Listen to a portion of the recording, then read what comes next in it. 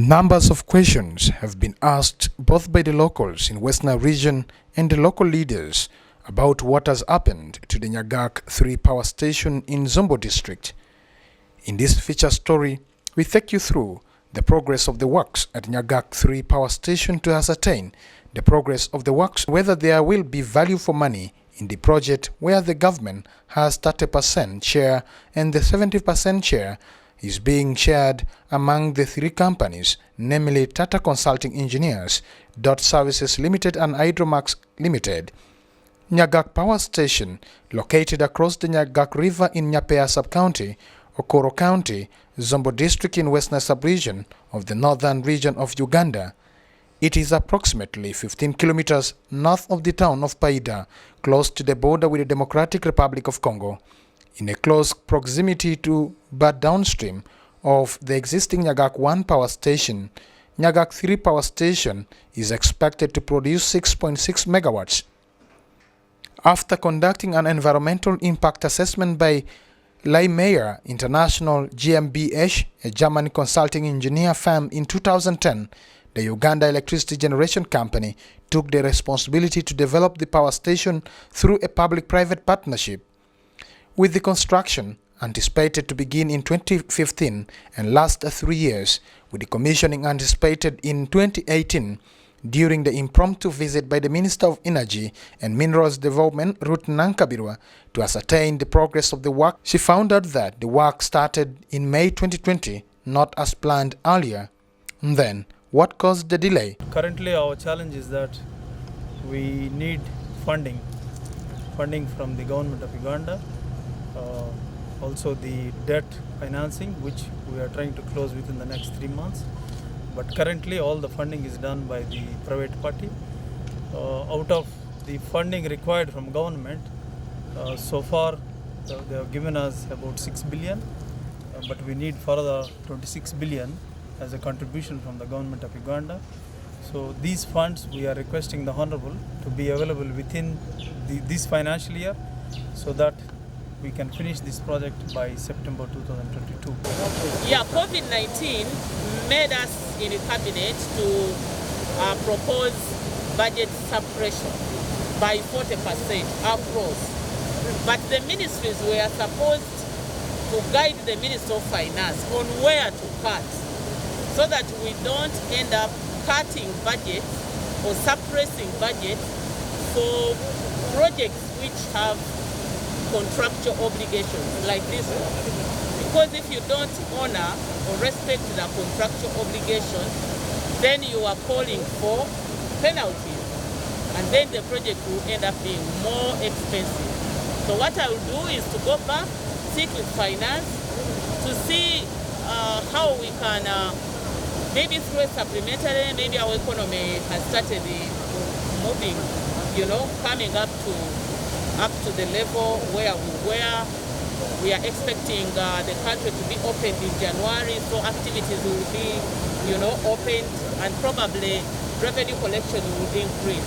I want to call for priority, because electricity is the key. In all sectors, they want electricity. Schools want electricity. Hospitals want electricity. So we need to put money into electricity generation, transmission, and distribution. So I want power from Nyagak 3, 6.6 megawatts, to be evacuated and then distributed to the people of Westnile. And it's going to be cheap power, 5.73 US cents per unit. That is at least affordable if you are talking about affordability. This power generated from here is one of the cheapest. The minister now calls on the investors to get interested in investing in Westnile, because sooner than later, the power challenge in Westnile will be history. We are calling investors. We want to establish industrial parks in Westnile. And I have a directive from the president to supply power to industrial parks at 5 cents, 5 American cents. So such plans will help me fulfill the president's directive. So once this project is achieves COD, then the power is evacuated and all the Westnile problems, the power problems will be solved. The Minister of Energy and Minerals Development, Ruth Nankabirwa, is impressed with the work being done at the power station and commits herself to see that the Ministry of Finance avail money for the contractor to aid the construction of the power dam. So that together we can work on the challenges so that we can supply this reliable and affordable power to the people of Westnile. And this is not going to be my last visit. And I will be making impromptu visits because sometimes there are allegations that sites are abandoned, that there is nothing taking place. And yet when you go and see for yourself, you may find out that there is something done and you are able to appreciate the challenges that the developers and the contractors are faced with. I am happy so far with what I've seen. The work is not that easy. There is a lot of work that is being done, laying of pipe in the rock, protection of the access roads, and all that I have seen. And I am happy to note that the contractors are putting in mind the commissioning date of the project, and they are requesting us to assist them get funds, because this is a project which is owned by a consortium. The government is in it, and therefore as shareholders, we need to make sure that we do our role in providing for funds so that we see the results. If you want a cow to give you milk, you have to feed it so that you can get the milk.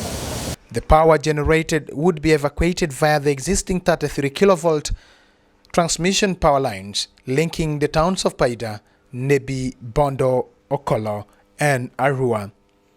The construction of the power station was estimated at a cost of 44.2 billion Ugandan shillings between 2013 and 2015.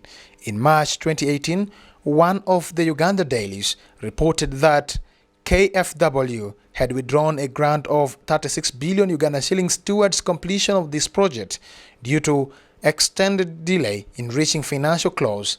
The Uganda government was to source new funding to bridge the gap. As of March 2019, the construction costs are reported to be $19.4 million. Loans are being sought from Trade Development Bank, African Development Bank, and Exim Bank of China.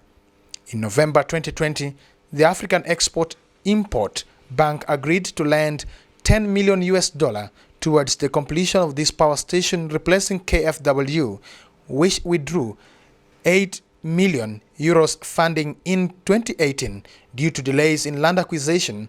At the time Afrexim Bank came on board, work progress was estimated at 22% completion.